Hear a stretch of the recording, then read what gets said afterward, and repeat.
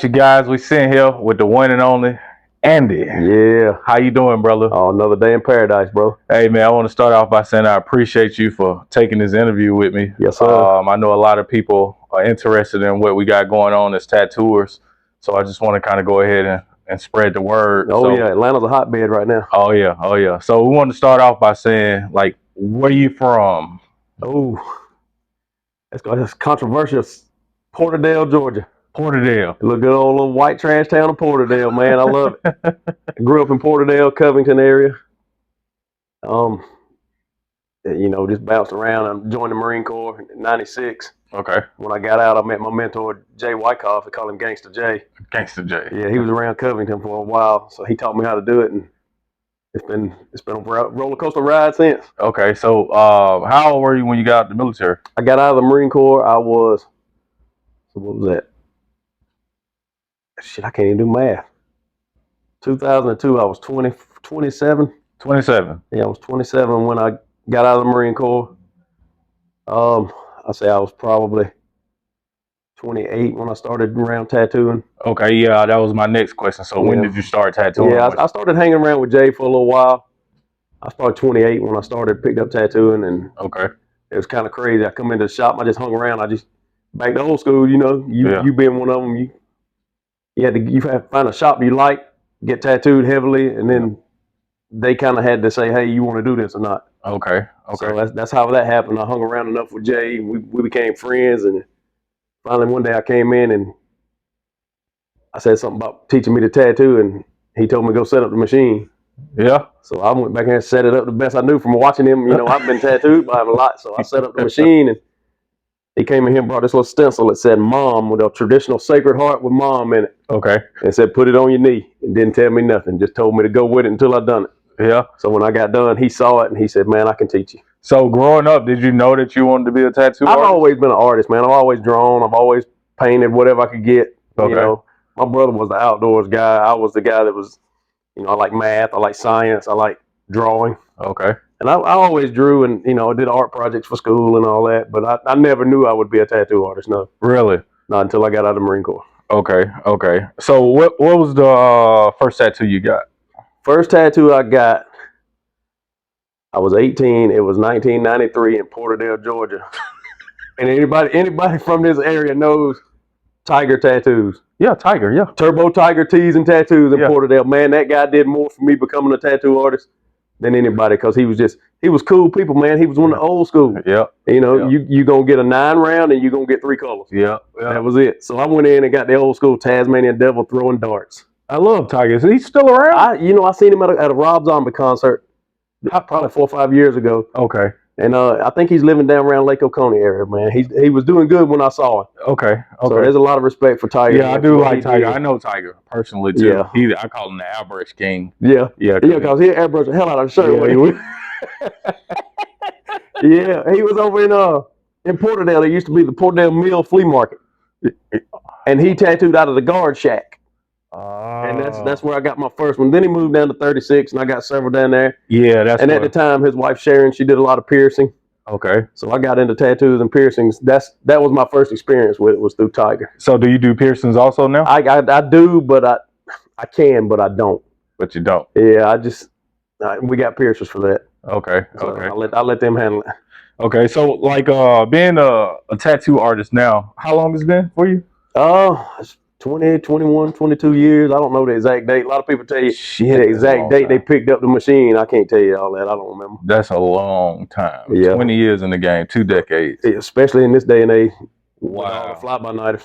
That's amazing. Well,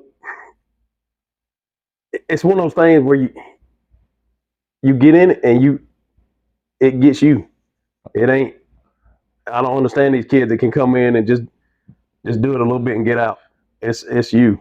I mean, yeah, that's how it happened for me. It's not a job; it's a life. Yeah, it is. And I know that's cliche as hell. You hear people say that all the time, but I mean, if you love it, yeah, it really is a lifestyle. Like, it is 100%. Like if you it's more than just the art. It's the management of money, the management of clients, shop atmosphere. And I'm gonna tell you, if you can be a people person and treat every client, whether it's a $50 kanji or a $5,000 back piece, you treat every one of them like that's the most important person in your life at that moment, you'll never go broke. I'm telling you. I'm talking about slow season won't even exist. Yep, that's a true statement. Sure won't. True statement. So, all right, so you got another passion that when I found out about you. Well, before we go there, let's do this. So right now, you own the shop too, right? You co-own. Well, I'm co-owner with Grant. Me and Grant. Yeah. So Grant is he's talking about Grant that I did the interview once before. Him and Grant are co-owners. Yeah, we've been buddies for about 20 years. Okay. Over 20 years. And y'all started out at in Conyers, right? Well, Grant started out as co-owner with Now and Never. Now and Never. Yep. Okay. Yeah, and that was owned by Chris and Grant. Okay. Robert and Chris and Grant. Okay. Chris Huff is who I'm talking about. Chris and I have been buddies since way back, since I started, in the early 2000s. Okay. He was at Ink Wizard. He was one of the guys we looked up to coming up. So me and Chris became buddies. Okay. So Chris opened Now and Never, and I was working at another shop in Conyers at the time, and Chris said, we need Andy to come over here and work. Well, Grant, I was buddies with Grant outside of tattooing. Okay. Which means we go to the bar, we get just wrecked, and I was wide open back in the day, man. I had 2 speeds. If you didn't like this one, you were gonna hate the second one. So that was me. I was wide open. Grant said, hell no, Chris, you hire Andy, I'm quitting. Oh, because he knew. And he thought that's the way I was at work. I turned that on and off. At work, I'm work. Okay. When I go to the bar, you give me the bottle of Jaeger and I'm on. Okay. So that's where it was back then. 20 years later, kids and families and 3 businesses, you kind of change your mind a little bit. You have to. You got to. Yeah. Yeah. So finally, I come over and I talk to Grant, talk to Chris. Grant had his concerns, like, Andy, you too wide open. But I said, Grant, not at work. You give me a chance. So Grant hired me, and Now and Never, and I worked there. I was there probably, 5, 6 years. Okay. From 2011 to 2016, so 5 years. Okay. And working with your best friend, dude, it's a blast. It's a mess, man. It's every day is fun. You don't never know what you're gonna do that day. Yeah. So we fast forward 5 years, and I don't know what exactly happened between the ownership of Now and Never, but Grant got bought out. Okay. So I come in the next day, and Grant had been talking about opening his own shop. He wanted a shop of his own. Okay. So I come in the next couple days later, and the other 2 owners was there. I didn't know what Grant was doing. I didn't have a clue. I didn't know what I was doing. I just knew without Grant there, I didn't want to be there.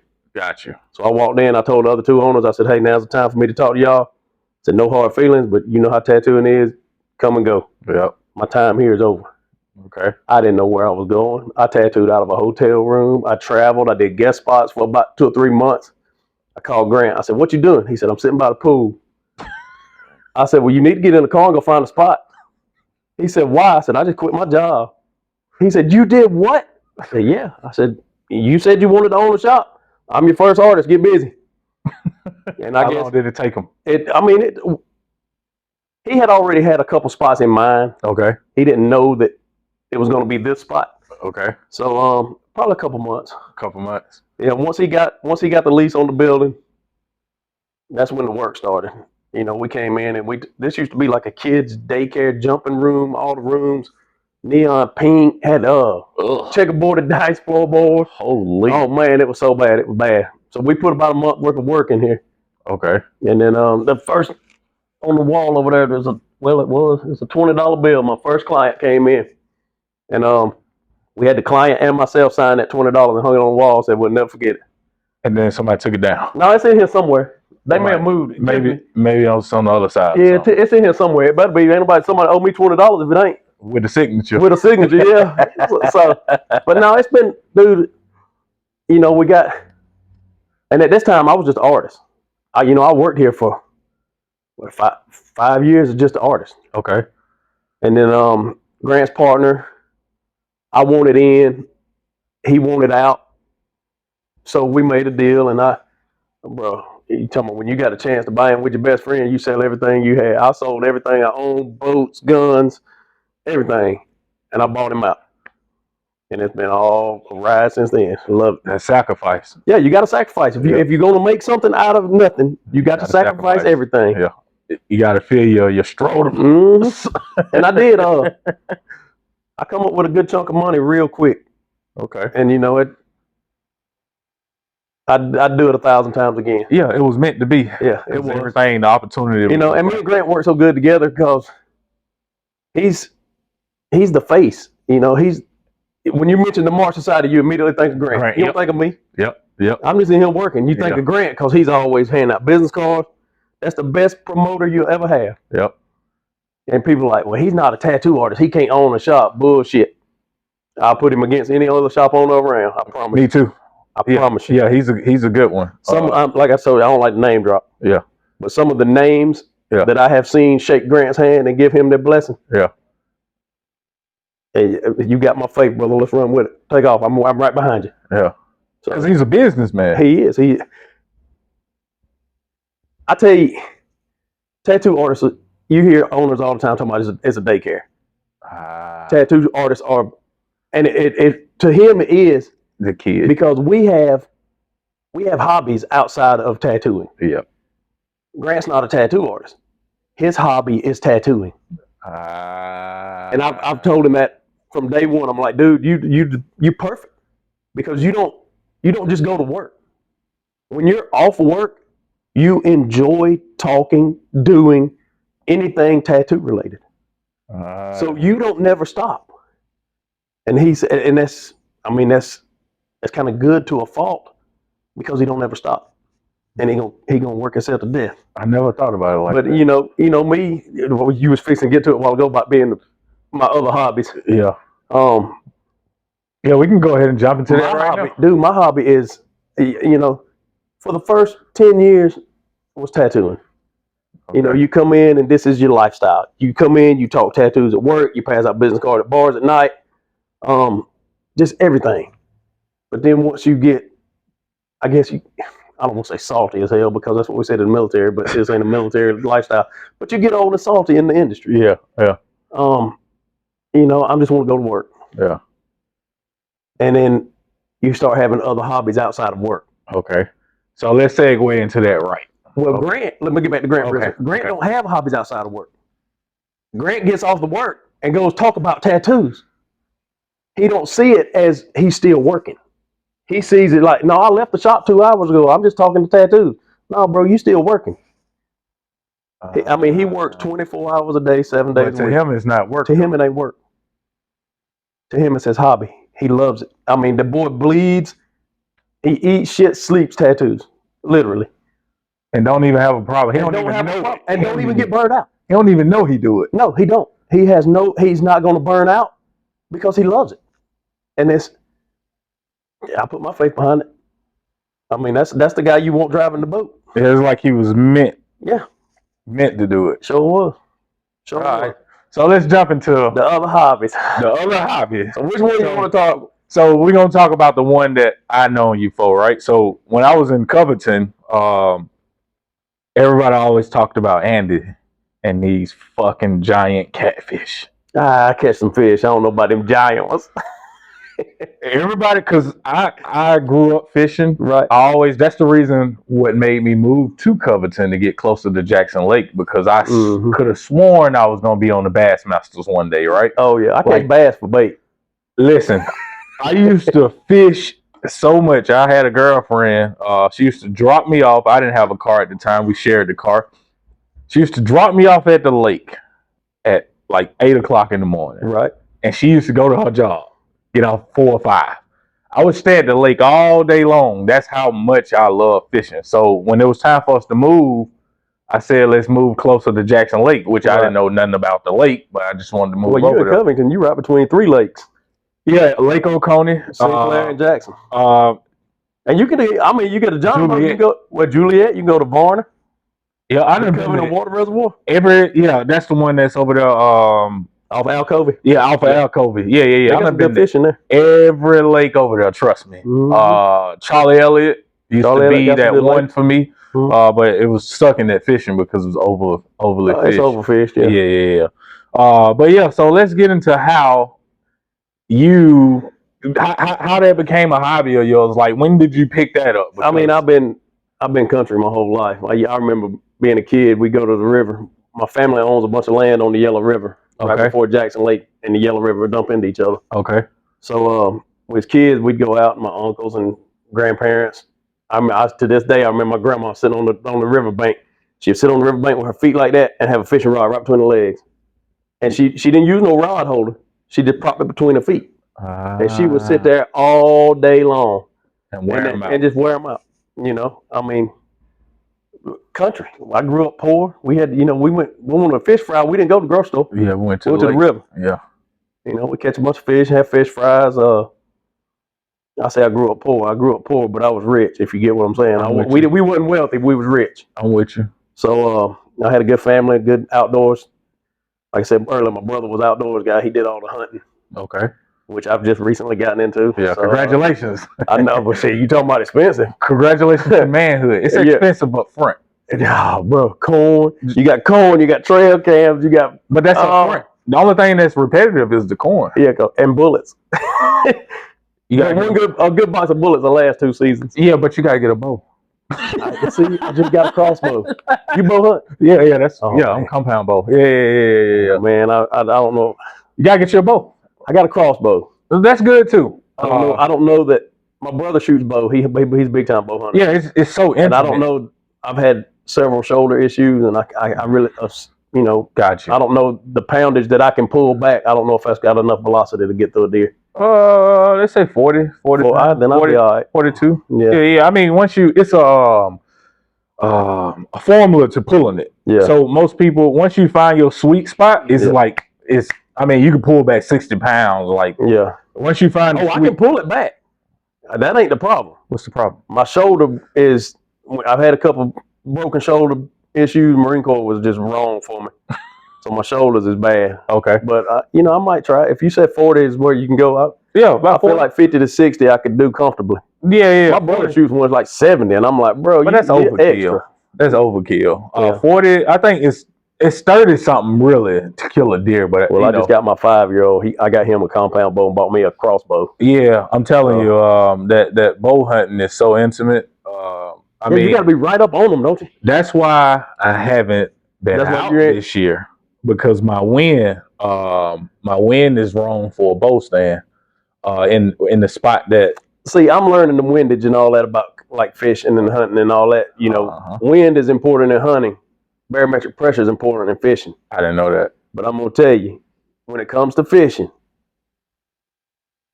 don't stay at home because the weather ain't right. That's true. You can't kill them on the couch. That's true. You can't catch them on the couch. That's true. Just cause the wind ain't right and just cause the weather ain't right, don't mean he ain't gonna slip up and walk out. That's true. And I would much rather be sitting in a deer stand than sitting in front of a TV. That's very true. Or sitting on a boat. But the thing about the deer stand, though, compared to fishing, is those mature deer. Oh yeah, the does and the bucks. Oh yeah, you can't eat the horns. No, what I'm saying is, if they get that scent in the wrong wind, they ain't coming. Yeah, they might not come back for a while. Yeah, but see, that's what I'm talking about. Is expensive. You got cover scent, you got nose jammer, you got doe pee. Man, you don't need all that stuff, man. Yeah, but what I tell them about fishing, I said they don't make all them lures to catch fish. They make them to catch fishermen. Yeah. And they catching them every day. Listen, my neighbor, he got to be 60 something. Black guy, blind in one eye. Can't hardly see out the other one. Dude, he done injured so many deer. Holy smokes. So you got a bunch of cripples running around your property.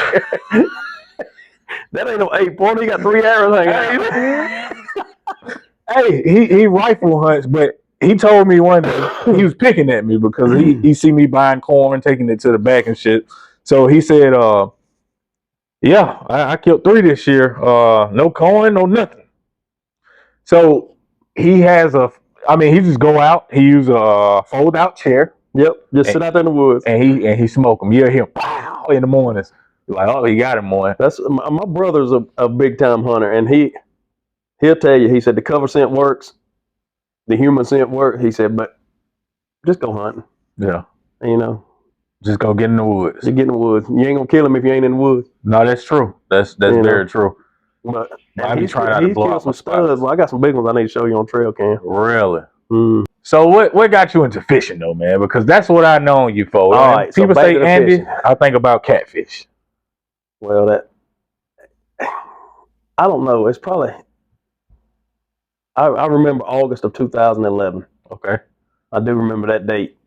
That month, that whole month it just changed my life completely. Okay. I was working with Granite Now and Never, Okay.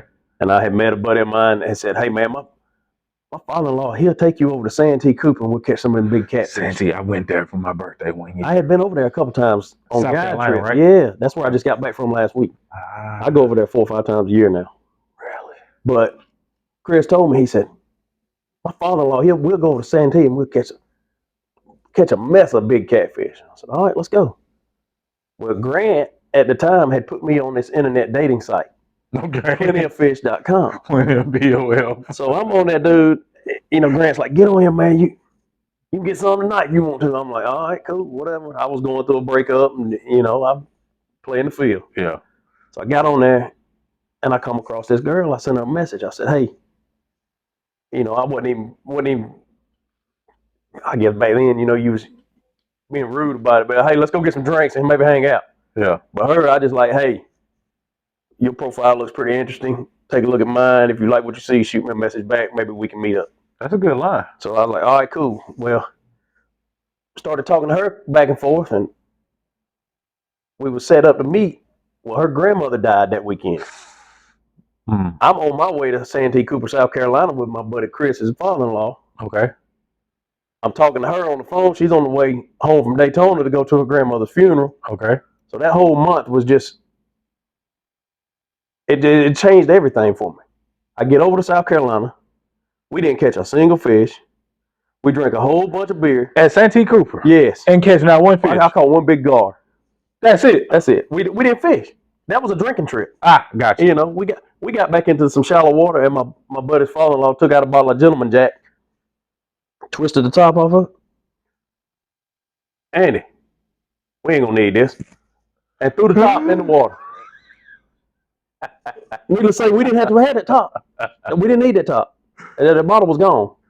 So I got over there and I saw the sunrises. Okay. I saw the sunsets. Beautiful. I saw some big fish come in. We didn't catch any, but I saw some big fish come in. Okay. And that trip, I guess it got me. Okay. I've been a catfisherman ever since, like a trophy catfisherman. I know, what's your biggest fish so far? My biggest so far is 73. And I did not catch it in South Carolina. I caught it in Chattanooga, Tennessee, in the Tennessee River. Really? On Nickajack Lake. Damn. About 7 a.m. in the morning. Oh, it's morning time. Oh, we done fished all night, ain't had a bite. We caught a couple of dink fish, but nothing big. And then getting ready to call it a day, was like, man, hit one more spot. If it ain't it, we're going to the house. Bro, I just buried 73 pounds. 73 pounds. Big old fish.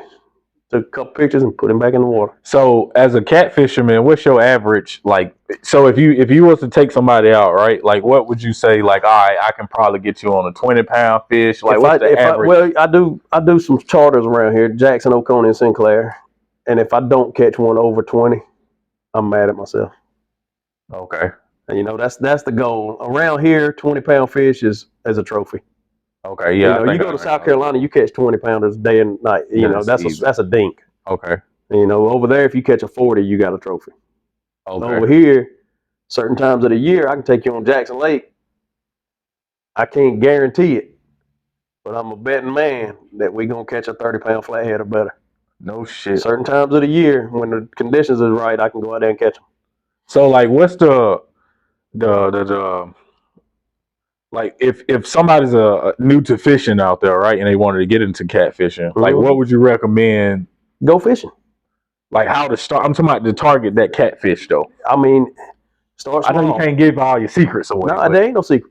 Ain't no secret. It ain't no secret. I mean, if you go to a new body of water you've never fished, or if you go to a body of water and you want to learn to fish, start with a bobber and a cricket. Catch you some brim. Cut that brim up, go out there and catch something bigger. It's a predatory, man. Them catfish, them trophy catfish are predators. They gonna eat what we catch. Okay. They out there eating fish. So, and there's one hanging on, no, it ain't in here, it's at the other shop, hanging on the wall. It's a 48-pound flathead I caught out of Jackson Lake. Really? And I caught it using 1.5 pounds live crappie. Really? I mean, I had a crappie on there about that big, no shit. and I just hooked the hook through his back and throwed him out there on the bottom. So you prefer using fish over worms and shit like I that? use worms to catch my bait. Okay. You know, if you can catch gizzard shad or threadfin shad or any kind of shad, you catch those with a cast net. Okay. That's really good bait. Shad. Carp is good bait. Carp. Them big old carp. You catch them when they about that big and fillet them and then cut them in chunks. And don't be scared to use a big old piece of bait either. Okay. For the big ones. If you want to catch a bunch of little ones, go get you some shrimp, some chicken liver, and sit on the riverbank and get a cooler full. So I never fished off a boat, right? Yep. Well, we're going to fix that. Thank you. Yeah. I didn't want to get with you We're going to forever. fix that. We're going to fix that. I've been wanting to go with you forever. You just don't know how inspiring you are to me, right? Like, wow. I'm that guy in the back that's been watching you like a sit on the sideline just watching. Yeah. Because of your fishing record, right? Like, that's so interesting to me. Like, I look at your page and you got these monster fish on this pontoon boat. You know, like, well, I have upgraded from a pontoon boat, so I wish I should have never got rid of the pontoon. But so you don't even have a pontoon no more? No, I got a 23-foot center console now. I don't even know. See, I don't know boat talk. It's a, I mean, it's got just as much room. It's a good fishing boat, yeah. Okay. And how often you go out now still? I mean, I try to go out once or twice a week. Really? You still active with it? Oh, yeah, I love to fish. So when is the best time to catch them? Anytime you ain't at home. I mean, I'm being dead. There's no rhyme or reason. Are you serious too? I'm dead serious. You can't catch them on the couch. So there's no weather that's like the better they bite more when it's raining. In Santee Cooper, the bigger wave, the bigger the fish. If the wind is blowing and howling and rough, that's how it was when I was there. You're gonna have a good day. Yeah. If you get out there and it's slick as glass and you know you can see 12 miles across, you ain't gonna catch nothing. Okay. And if the water's clear, you ain't gonna catch nothing. I want it muddy and rough. Really? Yes. What you think why is that, you know? I don't have a clue. I don't know. That's just my experiences. The better the fishing is when there's bad weather. Really? That's only in South Carolina. So what about Georgia? Over here, like Jackson Lake you was talking about? Uh-huh. I mean, as long as it ain't clear bluebird skies, I'm ready to go. Really? I always had trouble. That's what got me out of fishing. If there's not a cloud in the sky, you're not gonna catch nothing. That's what got me out of fishing, Jackson Lake, because I moved over there. Let me tell you, heavy. Jackson Lake, I couldn't catch shit off the bank. Jackson Lake is my favorite place in Georgia to fish. Really? And it is also my least favorite place to fish. Okay. Because you can go out there one day. I'll use this for example. We go out there one day, me and my buddy Kenny, we sitting out there 4 hours. Our 3 biggest fish would have went 145 pounds. Is that good or bad? That's good. We had 3 50-pound fish. Holy shit. And then you go back to that exact same spot 5 times in a row and won't even get a bite. You got to be in the right place at the right time. So when it's good, it's good. When it's good, it can't be beat. So what about this whole Volkswagen shit? I know you not heard about this. You fish down there big enough. Man, let me tell you, I've been as far as Owensboro, Kentucky catfishing. I mean, I fished tournaments, Chattahoochee, the Ohio River, the Tennessee River, Santee Cooper, Lake Eufaula, Alabama. Eufaula, yeah. I mean, and every lake you go to, man, they closed the dam down to do some repairs, and them divers said they won't even go back down there. They big as Volkswagens. Yeah, that's right. That's what I heard. If they was big as Volkswagens, somebody would have caught one. So you don't think it's a monster? The world record is 143 pounds on the catfish. On the catfish. World record. The world record. Even over in the Amazons. Well, the blue cats. You know, the fish. I'm talking about the fish we have here. They call it a world record. Okay. You know, it's a world record. Blue catfish is 143 pounds. What about flathead? Flathead, I want to say is 105 pounds. I'm not sure. Okay. But I didn't even know it was a difference. Yeah, flathead is what people call mud cats. Yeah, they call Appaloosas. Brown looking. Like they call them flatheads, mud cats, yellow cats. Okay. I think there is a yellow catfish, but it's not a flathead. You know, flathead. You look at it and you're like, dang, that's a 70-pound fish, and it's 45 pounds. Yeah, a 45-pound blue cat looks like it's 45 pounds. Yeah, yeah. But a flathead looks way bigger than it really is. What you think about Lake Oconee? Love it. Yeah, that's my favorite. I always call that my catfish lake because that's where I caught my biggest catfish. No, I need to take you to Jackson. Jackson, really? Yes. I see you out on Jackson a lot, but I didn't know. I'd say between now and May, man, you'll wear them out. Really? Mm-hmm. At Jackson? In shallow water. You'd be in 3 foot of water. Really? Mm-hmm. My wife had the Jackson Lake record, blue cat, and we caught it in about 2 foot of water. And we were sitting on the pontoon boat, and we heard it sound like somebody just did a cannonball. The water just splashed. And I said, watch that rod. And sure enough, as soon as I looked over there, that splash, and then that rod just slammed. You're in so shallow water that when them fish attack that bait, you hear it before you see the rod move. Really? Mm-hmm. So the catfish stay in the shallows, the big ones? I like them in the shallow, yeah. I never knew that. I love it. Everybody's like, go real deep. You need to be in 50 foot of water. We'll see you when you get back. Really? I've won a whole bunch of tournament money in shallow water. Shallow water. Mm-hmm. I noticed that when I take my kids fishing now, well, anybody, they always like to try to throw as far out as they can get it. But I always teach them that the brim, bluegill, everything is right up. Well, think about this, when it comes to fishing, think about you're on a bank, you try to throw your rod as far as you can. Mm-hmm. You get in a boat, you try to get it as close to the bank as you can. Why is that? Because they up on the bank. Because you're trying to get it as far away from you as you can, not thinking about where the fish are going to be. If the bait fish are next to the bank, them fish can't eat in deep water. They got to come up to shallow water to get by the bank to get their food. Yep. So I'm fishing where their food's at. So it's a pecking order.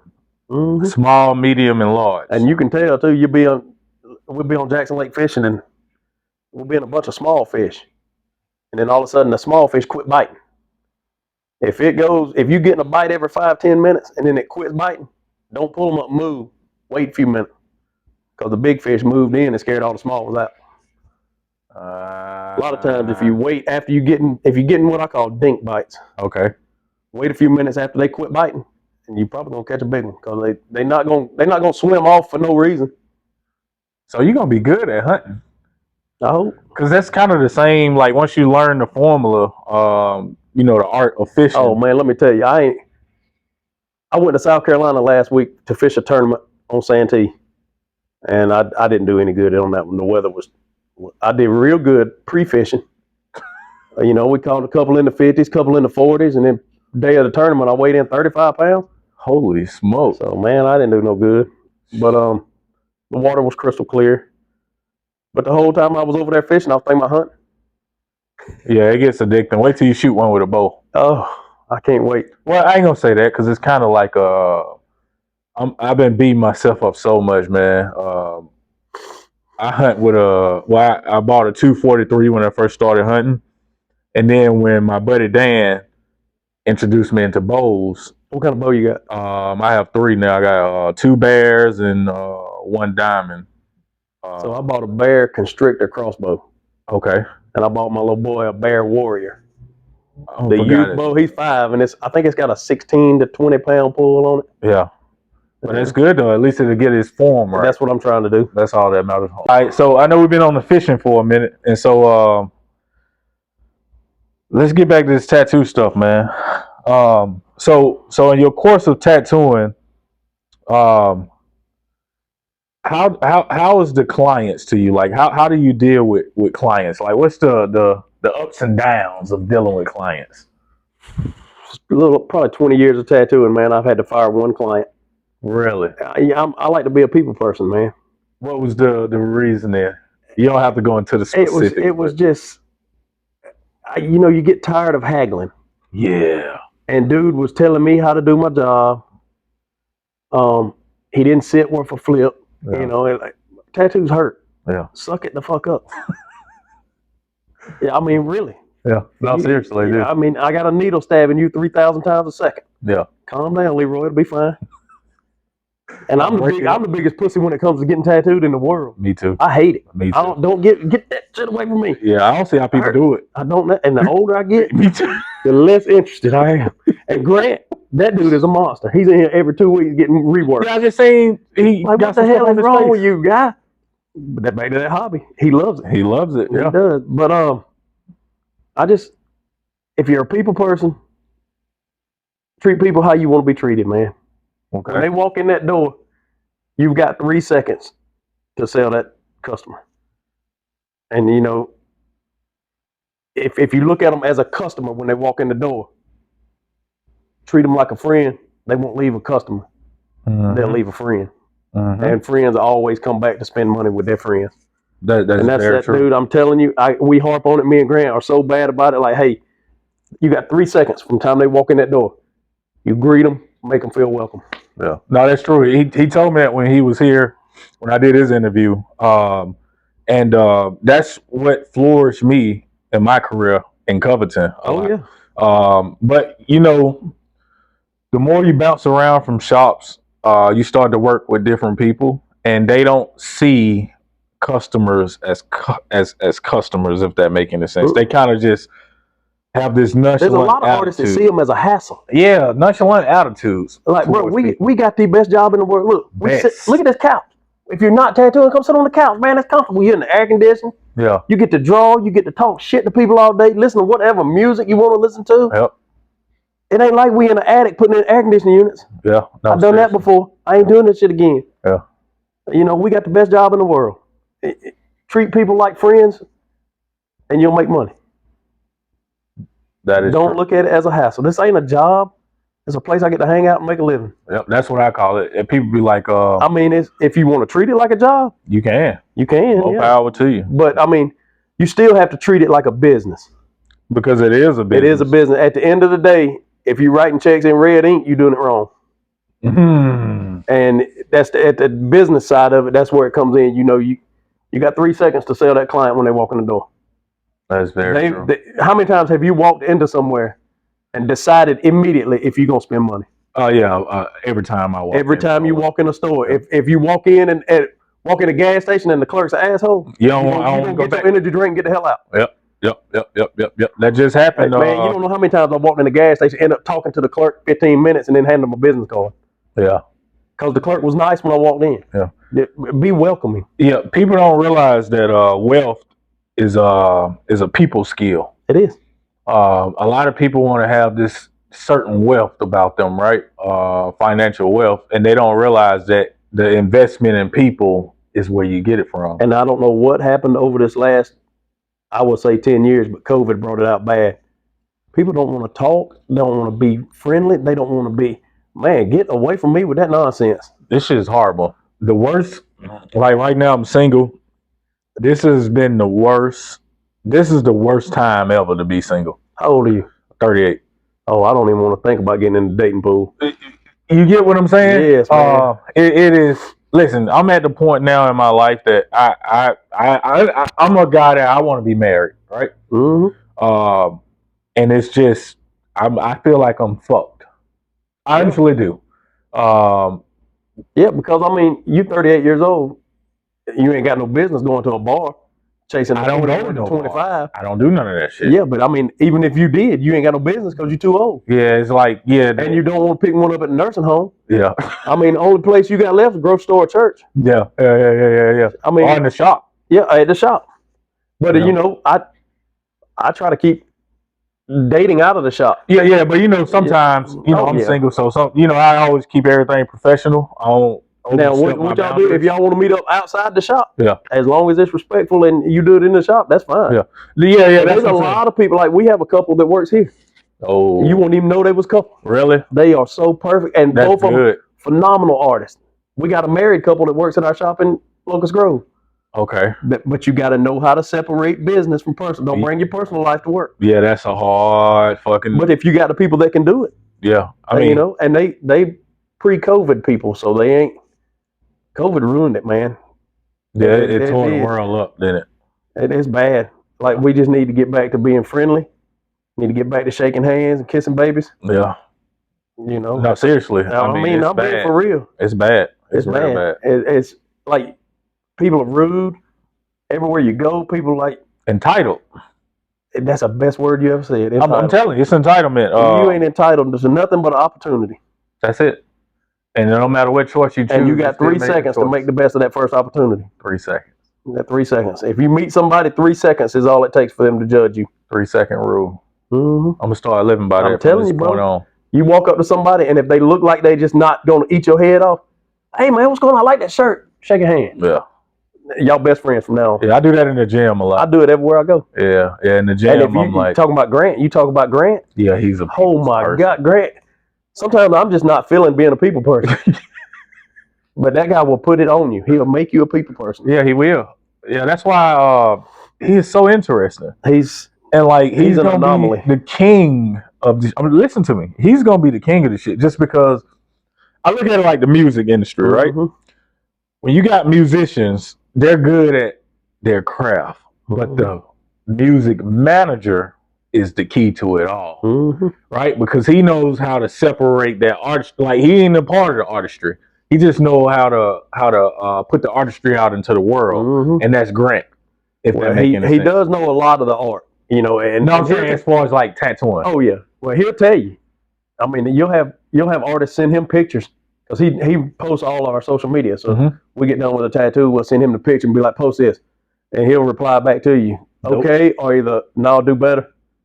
I mean, he ain't scared. Do better. I'm not posting that. That's what I'm talking about. That's exactly right. And it might hurt your feelings, but tough love, bro. But that's what makes it so dangerous. Like that's what makes him so unique because he's not scared to hurt your feelings. And he the thing for me is he knows that it's like as artists we get so wrapped up in our own conviction pretty much, and since he don't tattoo, right? That's not his focus. That ain't his mentality. His focus is to put out quality product, what's supposed to be shown to the world. That's right. And he knows. I mean, he knows what looks good. Yeah. And if he could tattoo, he tattoo circles around everybody around him. Probably, yeah. I guarantee you would. Yeah. He's that driven. Yeah. Yeah. I mean, it's. But then we won't have him as who he is because he'll get sucked into this artistry. See, I try telling him that.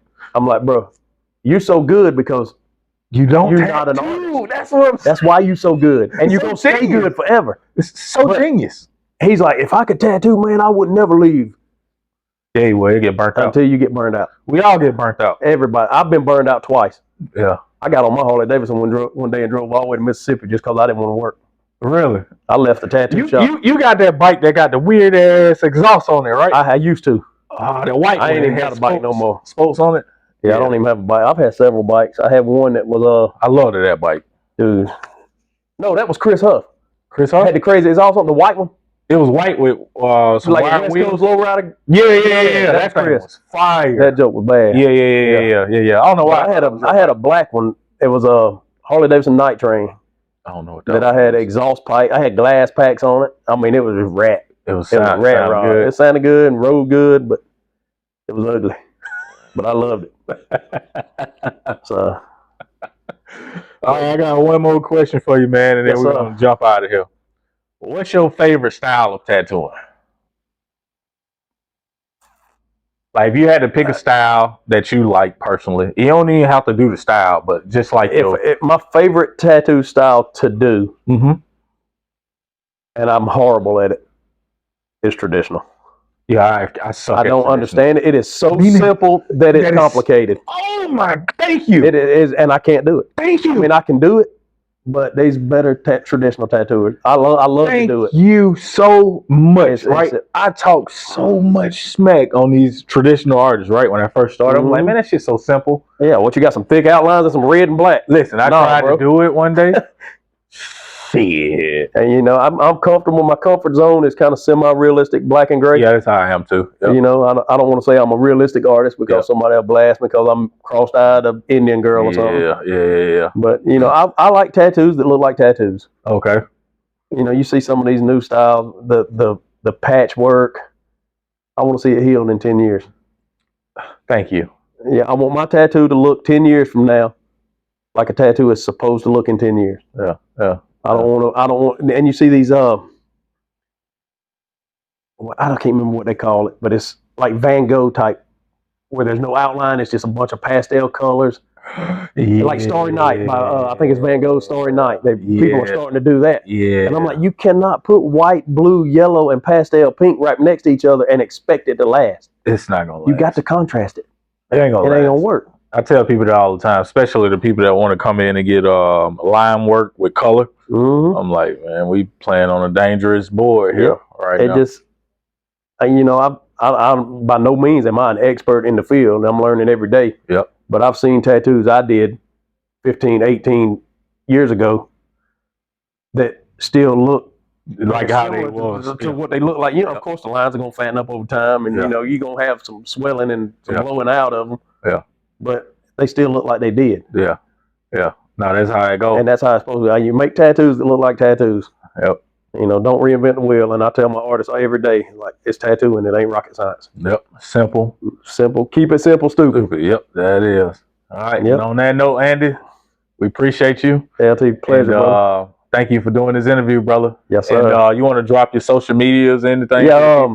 Social media, LT apparently he likes my catfishing, so that's Instagram at Catfish Andy. Yep, Catfish Andy. Or you can find me at any of the Mark Society Tattoo, any of that socials, or you can find my personal page is Andy Tattoos People. Yep, on Instagram. Yep, go in there and check him out. And like he said, he do guides with his Catfishing in Georgia guide service. Yeah. Yep, and then he is part owner of a shop. So if any great artists or good energetic people. Oh yeah, we always looking for artists and guest artists. You know, if you want to visit Atlanta, come on through. You know, if you want to take a few days tattoo, take a day or two and go fishing. We can make it like a double trip. There it is right there. See, y'all heard it. Come on. All right. Appreciate you, Andy. Yes, sir. Thank you. All right.